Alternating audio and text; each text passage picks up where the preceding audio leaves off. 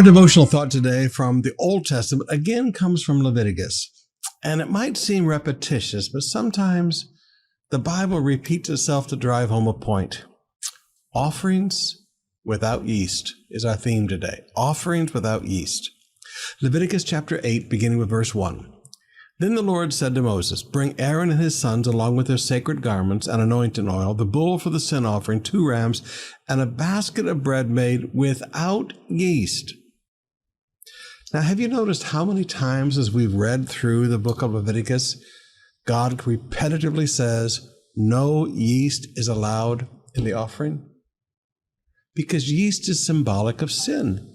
Yeast makes things look bigger than they are, like the offering of Ananias and Sapphira, claiming to have a generosity that was not there. Now, when we bring an offering to God, we are to bring an offering to God in sincerity and in truth, not with yeast. It cannot contain an element of sin.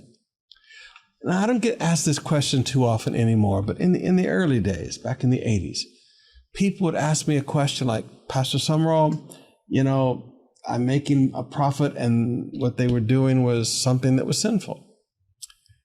And I can remember one lady who owned a prostitution place.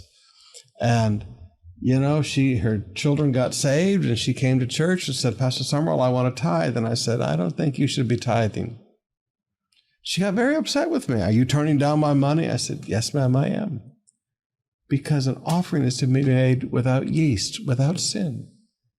So when people come to me and they want to tithe on corruption or stealing or prostitution or drugs or whatever, I tell them no. An offering is to be given without yeast. It should not have any sin tied to it. So, beloved, please understand, again, the principle. An offering that we bring to the Lord is something we bring to honor God. It's something we bring as an act of worship. We don't bring offerings to God that flow from sin and corruption. How does that honor God? And how does that worship God? Offerings are to be without yeast.